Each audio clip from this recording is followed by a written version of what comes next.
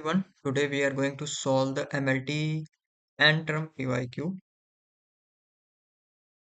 of January 24.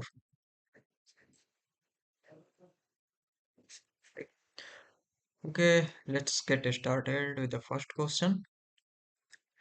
So imagine a data set characterized by two features, feature 1 and feature 2. Okay, demonstrating a perfect negative correlation of -1. Okay, when applying k-mean cluster with k equal to 3. K equal to 3 means there are three bins. We are dividing all the data set in the three bins. Okay, what is the most likely arrangement of cluster center? ठीक है, cluster center का क्या arrangement होना चाहिए that minimize the within cluster sum square error? ठीक है, means क्या, किस तरीके से हम क्लस्टर के सेंटर को अरेंज करें ताकि हमारा एरर हमारा मिनिमाइज हो जाना चाहिए। ठीक है, सो इसका परफेक्ट एग्जांपल आप ज्योमेट्रिकली आप समझ सकते हो, ऑप्शन से देखो कि equilateral triangle centre around the mean of the data. अगर हम इक्विलेटरल ट्रायंगल लेते हैं, equilateral triangle means triangle with all sides with equal length. ठीक है, और इक्विलेटरल ट्रायंगल का मीन हमेशा सेंटर में होगा एकदम। सो यहाँ पर से आप ये नोटिस करोगे कि अगर मैं यहाँ पे सेंटर लेता हूँ ना, तो इस डाटा पॉइंट का डिस्टेंस यहाँ से इस डाटा पॉइंट मीन्स ये जो हमारा सेंटर हुआ इसका, और ये हमारा तीन डाटा पॉइंट्स है। ठीक है, ये तीनों जो पॉइंट्स हैं ये हमारा मीन ऑफ द क्लस्टर्स है। ठीक है, सारे क्लस्टर का मीन है, मीन 1 मीन 2 एंड मीन 3। अगर मैं इसका सेंटर से यहाँ से डिस्टेंस लेता हूँ, ये डिस्टेंस और ये तीनों डिस्टेंस होगा एक्चुअल में, अगर एरर का डिस्टेंस माना जाए तो। बट अगर मैं यही सेंटर को यहाँ पे रखता इस पॉइंट पे, तो अब देखो यहाँ से एक राइट ट्रायंगल बन रहा है। ठीक है, राइट ट्रायंगल का ये हाइपोटेनस है, रेड वाला हाइपोटेनस है। Hypotenuse always greater then this side. ठीक है, इसको मैं अगर यहाँ पे विजुलाइज करवाऊं, तो जैसे मान लो कि ये हमारा क्लस्टर्स है, ये दोनों क्लस्टर का सेंटर है। ठीक है, अगर मैं यहाँ पे इस तरीके से तीनों क्लस्टर का सेंटर अगर मैं एक स्ट्रेट लाइन में लेता हूँ, तब अब देखो एरर मिनिमाइज हो जाएगा। कैसे मिनिमाइज होगा? क्योंकि डिस्टेंस मिनिमाइज हो जाएगा, यहाँ से का डिस्टेंस मिनिमम होगा। यही मैं सेंटर को थोड़ा सा ऊपर अगर शिफ्ट कर दूंगा, तो यहाँ से डिस्टेंस क्या हो जाएगा? This is the error distance. ठीक है, और this error distance A is always greater than B. क्यों? क्योंकि यहाँ पर से राइट एंगल ट्रायंगल बन रहा था, यहाँ देखो ये हाइपोटेनस बन रहा है ए, और ए हमेशा बी से ग्रेटर ही होगा। दैट्स वाई अगर एरर को मिनिमाइज करना है तो क्लस्टर सेंटर को एक स्ट्रेट लाइन में, ठीक है, रखने की कोशिश करेंगे ताकि एरर हमारा मिनिमाइज हो जाए। ठीक है, नाउ द सेकंड क्वेश्चन क्या है कि मॉडल 1 हमारा y equal to W0 plus W1 x है। ठीक है, और मॉडल 2 है W1, ये है लीनियर और ये है क्वाड्रेटिक का। ठीक है, ओके। सो पूछ रहा है क्या, which model is more likely to have higher bias and lower variance? सबसे पहली बात, मॉडल 1 अंडरफिट है। ठीक है, मॉडल 1 एक सिंपल मॉडल है। ठीक है, ये इसलिए ये अंडरफिट है, UNDERFIT। ठीक है, और मॉडल 2 क्या कर रहा है कि आउटलायर्स को भी कैप्चर करने की कोशिश कर रहा है। That's why this is overfit. ठीक है, और एक बात याद रखना, जो मॉडल अंडरफिट होता है वो हाईली बेस होता है, high bias and low variance. ठीक है, और जो ओवरफिट होता है वो low bias and high variance. Okay,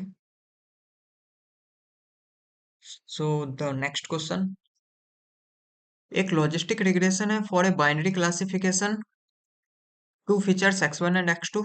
okay, x1 हमारा ये है 1√3 एंड x2 है -1√3।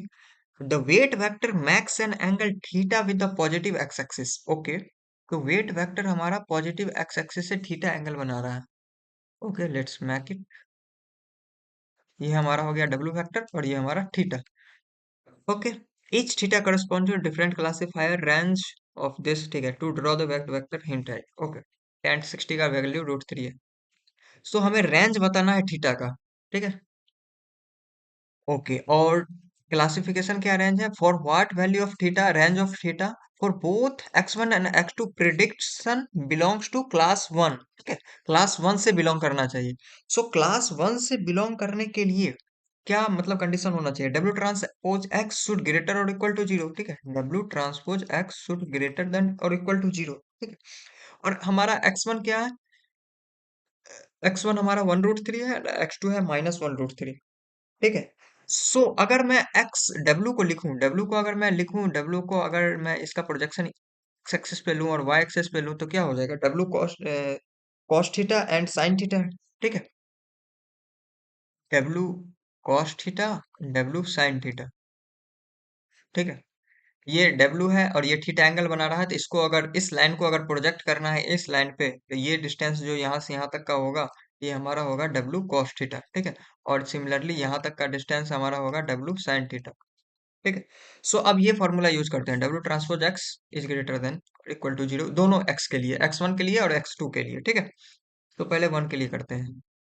तो W तो दोनों में कॉमन है, तो W बाहर ले लेते हैं, ठीक है। बचा cos theta sine theta, okay. और x हमारा क्या है, W ट्रांसपोज करना था ना, इसलिए ये इस फॉर्म में आ गया। और x हमारा क्या है, 1 and √3, ठीक है। और दिस शुड ग्रेटर और इक्वल टू जीरो, ओके। सो इसको अगर आप मल्टीप्लाई करो तो क्या बन जाएगा, W को उधर भेज दिया तो जीरो हो गया, ठीक है। Cos theta plus √3 times of sine of theta greater than equal to zero, ठीक है। ये पहला हमारा केस बना। अगर अब दूसरे एक्स के लिए अगर हम सॉल्व करें, दूसरा एक्स हमारा क्या है, -1/√3, ठीक है। सिर्फ यहाँ पे देखो थोड़ा सा डिफरेंस है, यहाँ +1 है, यहाँ -1 है, तो दूसरा हमारा क्या बन जाएगा, minus of cos theta plus √3 times of sine theta is greater equal to zero, ठीक है। अब एक काम करो, पहले और दूसरे वाले को दोनों को, अब हमें देखो tan का वैल्यू दिया हुआ है, tan हम कैसे निकालेंगे, tan निकालने के लिए साइन अपॉन कॉस होना चाहिए, तो एक काम करते हैं ना, दोनों को कॉस से डिवाइड कर देते हैं, ठीक है, दोनों को कॉस से डिवाइड कर देते हैं।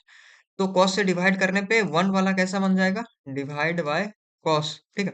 कॉस से डिवाइड करने पे 1 plus sine upon cos tan बन जाएगा, √3 as it is greater equal to zero. फिर यहाँ से एक रेंज आ जाएगा, tan theta is greater than और इक्वल टू -1/√3। अब एक बात आपको पता होना चाहिए कि tan थीटा, यहाँ पे इक्वलिटी अगर मान लो tan थीटा इक्वल टू -1/√3, ठीक है। tan tan 30 degree is equal to 1/√3 होता है, ठीक है। tan 30 degree is equal to 1/√3। और tan pi minus theta is equal to minus of tan theta. ये मैं क्यों बता रहा हूँ, क्योंकि यहाँ से आपको इस न्यूमेरिकल वैल्यू को एंगुलर वैल्यू में कन्वर्ट करना है ना। tan पाई माइनस थीटा, अगर थीटा को मैं 30 डिग्री रखता हूँ तो यहाँ पे कितना हो जाएगा, tan 150 इज इक्वल टू -1/√3, ठीक है। ये अगर मतलब जिनका मैथ्स होगा उनको अच्छे से पता होगा कि साइन कॉस tan का वैल्यू कैसे होता है, ठीक है। मतलब आप बेसिकली ये याद रख लो कि tan 30 डिग्री 1/√3 होता है, और tan 150 degree is equal to -1/√3, ठीक है। सो यहाँ से आपको ये आ जाएगा, थीटा का रेंज क्या आ जाएगा, थीटा इज इक्वल टू यहाँ पे tan, सॉरी 150 डिग्री, ठीक है। और सिमिलरली अगर मैं सेकंड वाले के लिए करूँ, सेकंड वाले को अगर कॉस से डिवाइड करूँ, कॉस थीटा से डिवाइड करूँ, तो हमारे पास क्या सिनेरियो बनेगा, 1, सॉरी -1 प्लस ऑफ, मतलब इस वाले को कॉस से डिवाइड कर रहे हैं, ठीक है, कॉस से, तो -1 और sine upon cos tan √3 as it is, tan theta is greater equal to zero. फिर यहाँ से आप देखो tan थीटा इज ग्रेटर और इक्वल टू 1/√3, तो यहाँ से theta is greater equal to 30 degree, ये 30 डिग्री 150 डिग्री आंसर, ठीक है, फर्स्ट का। Okay, which of the following statement accurately या फिर correctly describe the characteristic of kernel function, और assume that data is mean centered, okay. Kernel PCA can reconstruct original PCA, yes it can reconstruct if kernel function is linear, अगर linear है ना तब उसको reconstruct कर सकता है original function, but यहाँ पे देखो ये linear नहीं polynomial है, that's why this option is incorrect. Dimensionality of a transformed data computed using kernel is always smaller, no, this is wrong, because जब कर्नल क्या करता है कि डाटा सेट को हायर डायमेंशन में ले जाता है फॉर उसको लीनियर बनाने के लिए, और फिर उसको रिड्यूस करता है, ठीक है। तो डिपेंड करता है डाटा सेट पे कि जब ओरिजिनल डी क्रॉस एन था, उससे जो ट्रांसफॉर्म डाटा सेट है वो इससे हायर डायमेंशन है या लोअर डायमेंशन। इस लोअर भी हो सकता है, हायर भी हो सकता है, इनफाइनाइट भी हो सकता है, ठीक। सो ऑलवेज स्मॉलर नहीं होगा, ठीक है। Can exceed the original feature, yes, this option is, इसी का अपोजिट ऑप्शन है।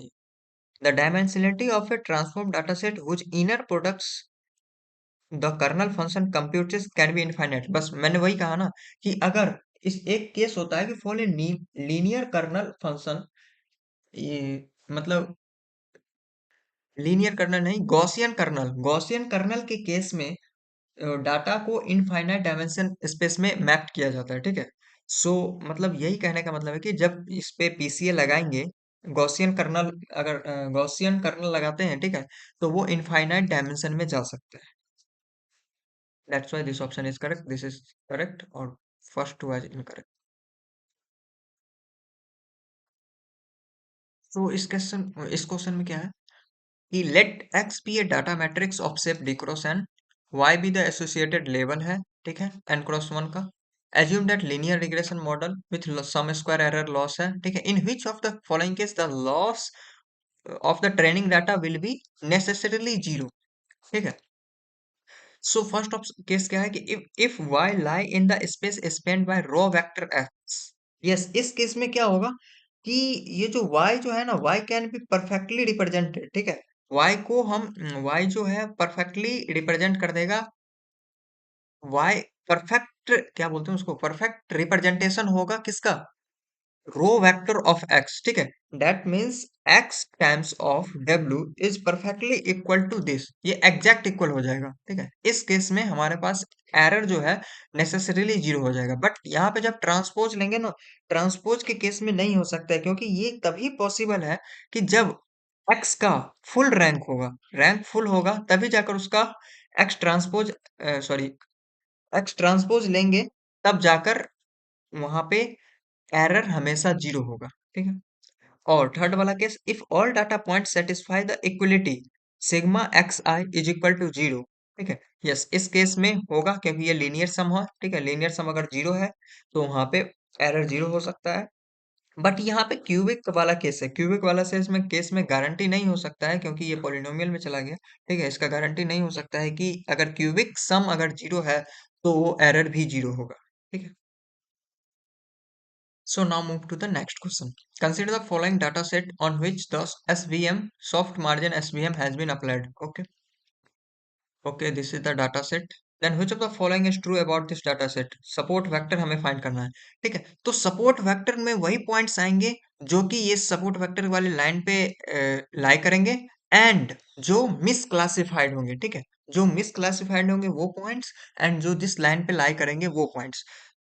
सो सोलो लाइन पे कौन कौन से लाई कर रहे हैं, एफ, और ये ए, ए हमारा शायद मिसक्लासिफाइड है, and C, I, and N भी होगा, ठीक है। सो दैट मीन्स इस रेंज में जो पॉइंट्स लाई कर रहे हैं वो, एंड दिस, और जो मिसक्लासिफाइड पॉइंट्स हैं वो, ठीक है, वो सारे हमारे सपोर्ट वेक्टर्स होंगे। तो F A C I N, support vector में F A C I N, ये चार पांच पॉइंट्स होंगे, ठीक है। सो अगला पॉइंट, F A C I, no, correct. A N is a subset, yes. F A N is a subset, F A C I N, yes. Do not play role in determining the optimal weight, yes, सही है। ये तीन option सही है।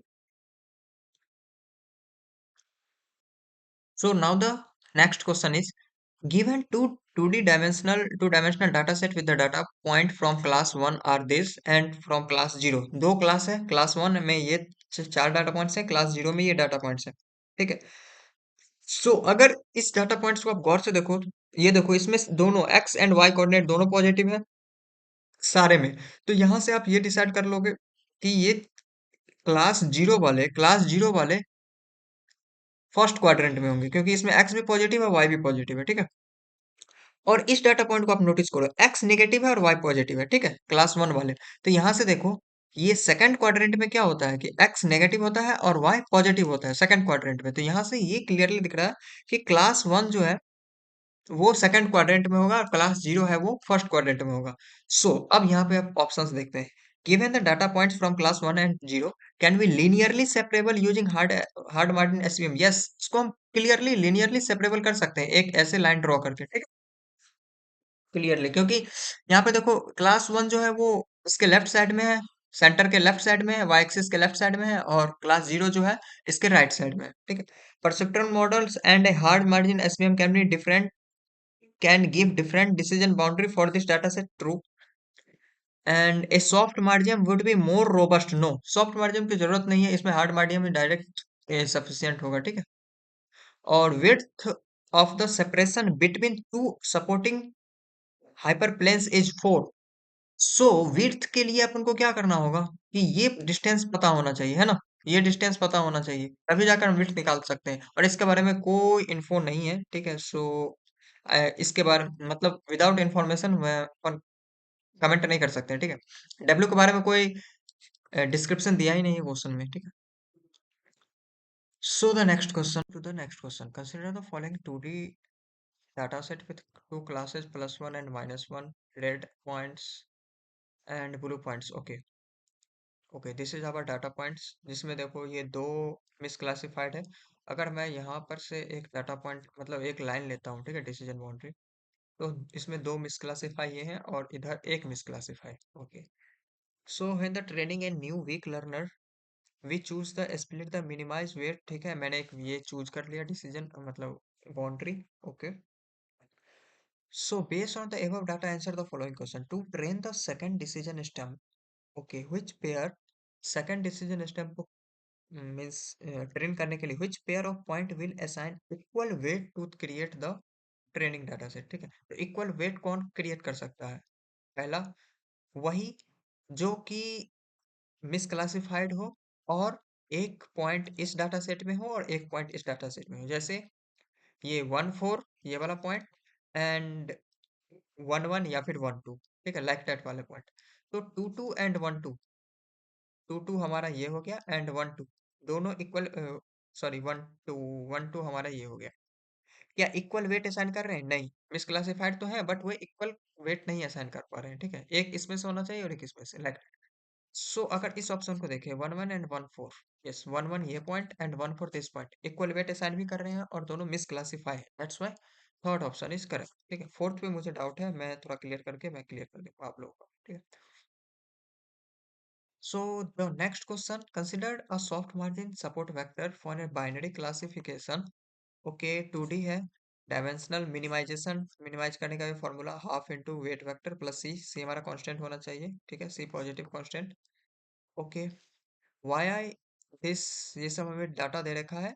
W star हमारा क्या है? Optimal solution, और alpha star and beta star optimal dual solution for the soft SVM, ठीक है। Which of the following is true? Okay, if ith data point, if ith data point lies on one of the supporting hyperplane, then alpha star is equal to 0। No, exact equal to zero नहीं, alpha, अगर ये case होता है ना, अगर ith data point अगर supporting vector hyperplane पे lie करता है ना, तो अल्फा स्टार का रेंज होता है जीरो से लेके सी तक, ये जो हमारा सी कांस्टेंट है ना, जीरो से लेके सी कहीं भी हो सकता है, एग्जैक्ट इक्वल भी हो सकता है बट हर केस में नहीं होगा, that's why this option is correct. So next question, if ith data point lie on a correct supporting vector plane पे, तो then it will not pay any bribe, बात सही है। अगर करेक्ट सपोर्टिंग हाइपर प्लेन पे अगर वो लाई कर रहा है, ठीक है, सपोर्टिंग हाइपर प्लेन पे लाई कर रहा है, तो इट मीन्स वो उससे कोई भी ब्राइब पे करने की जरूरत नहीं है, ठीक है। Smaller value of C allowed for larger margin, potentially leading to less misclassification, no, उल्टा होगा, ठीक है, that's why this is incorrect। For a data set with n data point there are two n constraint, yes, एक एक data point के लिए दो constant होते हैं, तो अगर हमारे पास डाटा पॉइंट n है तो ऑब्वियसली बात है 2n हमारे पास कांस्टेंट होंगे, ठीक है। C approaches to infinity as soft SVM बन जाता है हार्ड एसवीएम, ठीक है, soft SVM becomes hard SVM, okay. Move to the next question. So next question क्या है हमारा? Consider a data set X in R three, ठीक है, थ्री आर थ्री में data set X consist of four sample with three features. Okay, and covariance matrix of this data point has three non-zero eigenvalue lambda 1, lambda 2, lambda 3 and three non-zero eigenvalue. Which of the following give a linear equation? ठीक है, सो हमें variance find करना है, तो variance simply होगा कि इसके three non zero eigen value, तो सिग्मा ऑफ आइगन वैल्यूज, ठीक है, मतलब हमारा हमें क्या करना है, sum of lambda one plus lambda two plus lambda three ये निकालना है, ठीक है। या तो simple approach, first equation second equation, तीन इक्वेशन है, तीन वेरिएबल आप सॉल्व करो, वहां से तीन वैल्यू ऑफ लेमडा आ जाएगा, lambda one lambda two lambda three, उन सबका सम कर दो, ठीक है।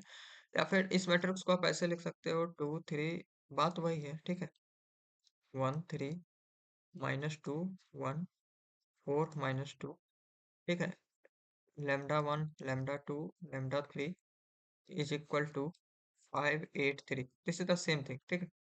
सो ये रॉ ये कॉलम से मल्टीप्लाई होकर ये इक्वेशन बन जाएगा, तो आपको बेसिकली सॉल्व करना है lambda one lambda two lambda three के लिए, और वहां से आप लेमडा वन का वैल्यू आपको शायद टू आता है, लेमडा टू का value one and lambda three का वैल्यू टू, इन तीनों का सम वो हमारा कोवेरियंस सॉरी वेरिएंस हो जाएगा, ठीक है।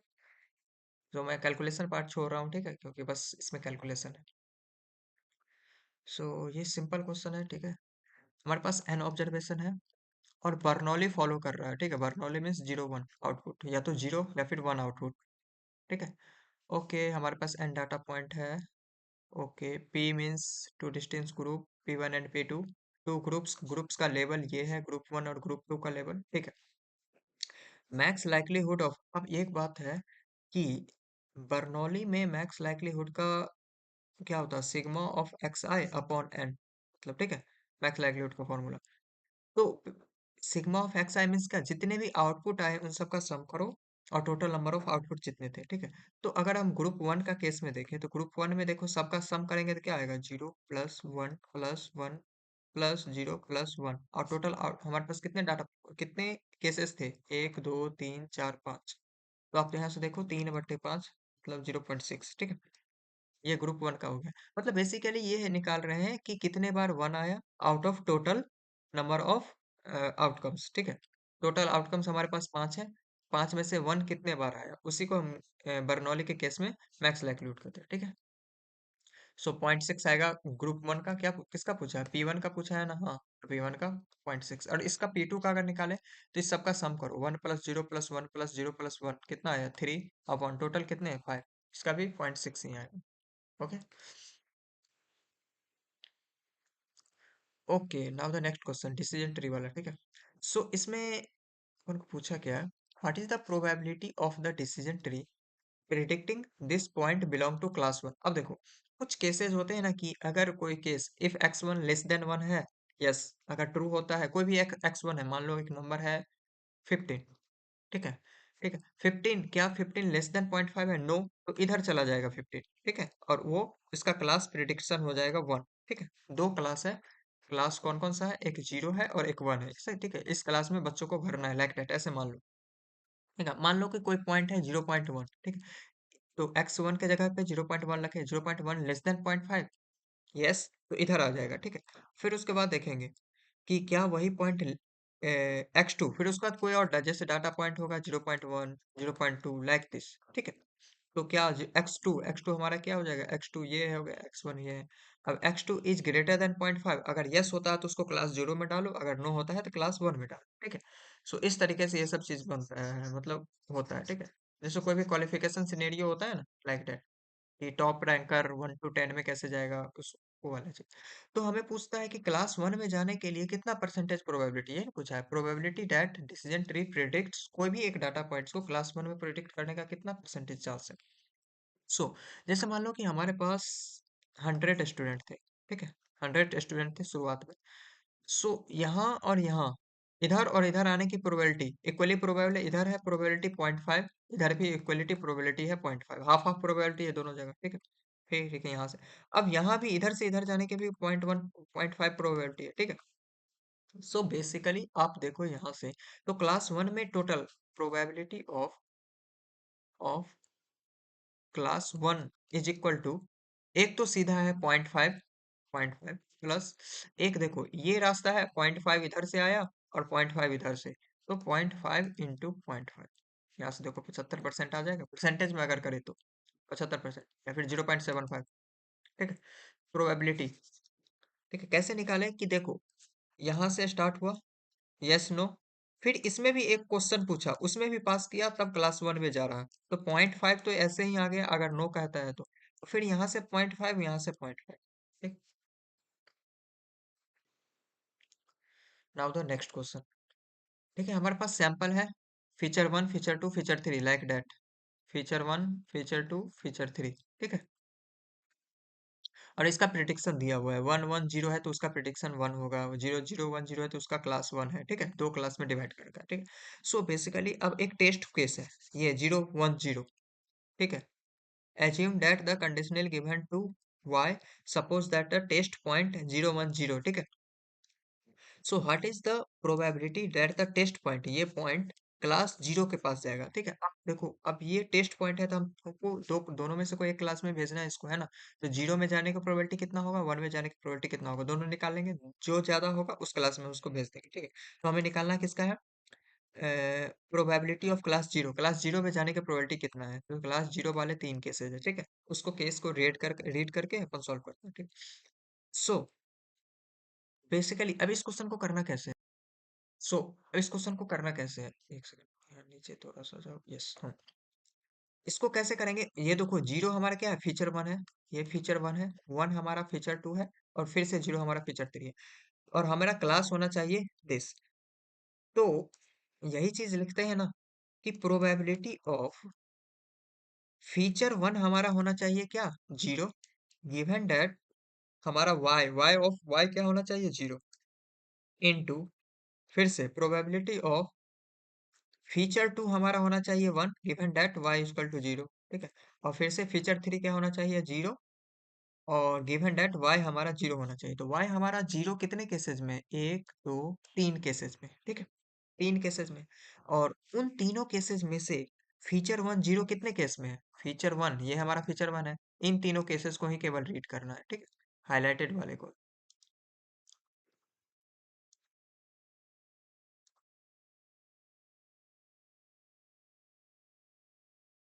ओके, इन तीनों केसेस में फर्स्ट फीचर 0 कितने केस में है, बस देखो यहीं पर है ना, 3 में से एक में ही है, तो 1/3 इंटू फीचर 2 हमारा 1 होना चाहिए, given that y equal to 0, तो वाई इक्वल टू 0 में 3 केसेस, और फीचर 2 हमारा 1 होना चाहिए कितने केसेस में, 1 2 में है, 2/3 इंटू फीचर 3 0 होना चाहिए, फीचर 3 0 है नहीं है, एक भी केस में नहीं है, तो 0/3, तो इसका प्रोबेबिलिटी कितना आ गया, 0। ओके, अब यही यदि यहाँ पे बोलता कि y 0 की जगह y 1 चाहिए, तब क्या करते पता है, ये तीनों केसेस छोड़कर जो हाईलाइटेड है, इन तीनों केसेस छोड़कर इसको और इसको रीड करते हैं। ठीक है, और सेम चीज करते हैं। ओके, तो the next question, consider a linear separable binary classification 0 1 with 1000 data point है और 100 फीचर है। ठीक है, assume that features means F1 F2 से लेके F100 तक। ठीक है, देयर एग्जिस्ट ए W जिसका वेट है 1। Okay, Y I into W transpose x is always greater than 0.5। ठीक है, ये वाला चीज मैंने वहां लिख दिया।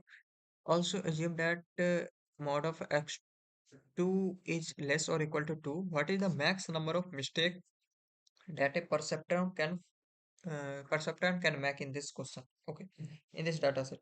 so फॉर्मूला क्या होता है मिस्टेक का, MISTEK, नंबर ऑफ मिस्टेक का formula R² upon gamma square. ठीक है, अब R² और गामा स्क्वायर चाहिए हमको। ठीक है, सो इसी का यूज करना है, 2 और ये 0.5, लेकिन ये ग्रेटर साइन है ना, तो एक चीज आप ये याद रखना, मैं दूसरे कलर से लिख देता हूँ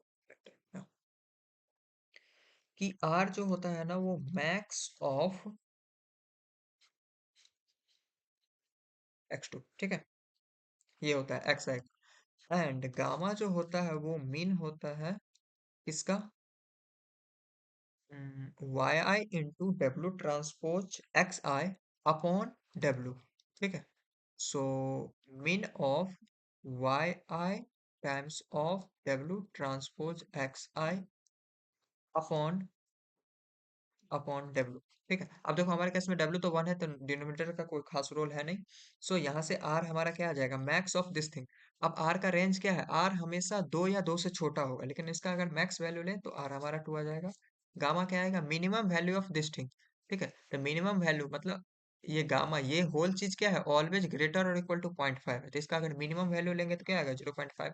तो हमारा आर भी, हमारे पास आर भी है, गामा भी है। ठीक है, तो नंबर ऑफ मिस्टेक कितना होगा, MISTAKE, mistake equal to R square means 2 का स्क्वायर 4, और गामा स्क्वायर मीन्स 0.5 का स्क्वायर। 0.5 मतलब 1/2, 1/2 का square 1/4, that is equal to 60। Okay, now the next question is considered a single iteration of ADA boost that was run on a 3 sample, ठीक है, and the level of the sample are either +1 or either -1, ठीक है। Okay, sum of the value are the question mark। Okay, 3 जगह है यहाँ पे और 3 जगह। ठीक है, सो हमें पूछा क्या है, क्यों, what will be the updated value of x2, updated value, updated weight of x2, मतलब इस क्वेश्चन मार्क का वैल्यू हमें फाइंड करना है। सो एक बात याद रखना, टोटल वेट हमारा इनिशियल वेट भी 1 होता है। देखो इनिशियल वेट टोटल कितना है, 1/3 1/3 1/3 दैट इज 1।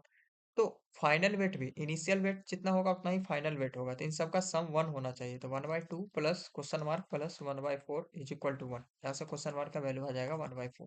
ठीक है, जो भी इनिशियल और फाइनल वेट तो सेम ही होगा ना, दैट्स व्हाई दिस, वो ये फॉर्मूला लग गया, टोटल 1 होना चाहिए weighted weight. So now move to the next question. Consider a sample neural network with one hidden layer. Network has followed the following architecture. Okay. Input layer had 3 neuron, hidden layer had 2 neuron. Using the sigmoid activation function, output layer with 1 neuron. Using the linear activation function. ठीक है. The weight and biases for the neurons are as the follow. Okay, ये हमें हमारे पास data दे रखा है। अब हमें क्या करना है, calculate the output of the neuron one in the hidden layer.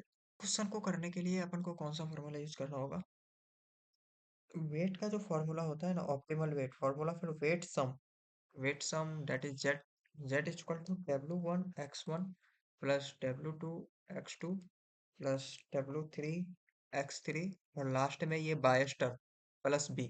और हमारे केस में बायस टर्म का वैल्यू कितना दे रखा है, ओके वेट एंड 0.1 -0.4 माइनस, हमें निकालना किसका है, calculate the output of the neuron one. तो न्यूरॉन वन का आउटपुट निकालना है, तो इस केस में बायस वन का वैल्यू लेंगे, है ना, 0.1। और ये W1 क्या है, डब्ल्यू एक्स वन क्या है। सो W हमारा weight of the neuron, W means weight of NEURON neuron, and X हमारा क्या है, इनपुट वैल्यू। ठीक है, बी हमारा बायस है। ठीक है, सो अब यहाँ पे देखो वेट ऑफ न्यूरॉन, हमें न्यूरॉन वन का निकालना है, तो वेट ऑफ न्यूरॉन हमारे पास ये है 0.5 इंटू 0 -0.2 इंटू 0.8, और एक्स हमारा इनपुट। अब देखो हमारा इनपुट, हमारा वैल्यू क्या है ये, तो बेसिकली हमको करना क्या होगा यहाँ पे, जेड हमारा कैसे आएगा, 0.5 इंटू 0.6 प्लस ये देखो 0.5 वेट और हमारा इनपुट। ठीक है, सिमिलरली -0.2 इंटू 0.3 प्लस 0.8 इंटू 0.8। ठीक है, और ये तो हो गया ऐसे, और बायस टर्म, बायस वन कितना है 0.1 प्लस 0.1। ठीक, इसको सॉल्व करो। 6 × 25 0.3 माइनस 0.06 प्लस 0.64 प्लस 0.1, इसको सॉल्व करो। 94 88 98 0.98। ठीक है, ये हमारा जेड का वैल्यू आया। ठीक है, अभी हमारा आंसर नहीं आया। ठीक है, सो अब हमें कैलकुलेट क्या करना है, output of the neuron. So output अब जब हमें कैलकुलेट करना है ना, सो बेसिकली इसके लिए फॉर्मूला क्या लगाना होगा, सिग्मा फॉर जेड, जेड हमने कैलकुलेट कर लिया, इज इक्वल टू 1/1 प्लस ई की पावर माइनस जेड। ठीक है, सो 1/1 प्लस ए की पावर माइनस 0.98। ठीक है, अब इसका वैल्यू कैलकुलेटर से फाइंड करना है और हमें आंसर लिखना है। सो मैं यहाँ पे अप्रोक्स छोड़ रहा हूँ। ठीक है, इसका वैल्यू शायद हमें आया था 0.375 आई थिंक, जब मैं सॉल्व कर रहा था। ठीक है, तो 1/1 1 + 0.375 अप्रॉक्स 0.7 आता है। अप्रॉक्स 0.7 अप्रॉक्स, हाँ ठीक है, इसी रेंज में आएगा। ठीक है। सो बेसिकली यूज यही था कि फॉर्मूला पहले वेट निकालना है, उसके बाद ये फॉर्मूला यूज करना है। ठीक है। ओके। सो नेक्स्ट, ओके अब बीडीएम है। Okay, thank you so much, मैं पीडीएफ शेयर कर दूंगा। Okay bye.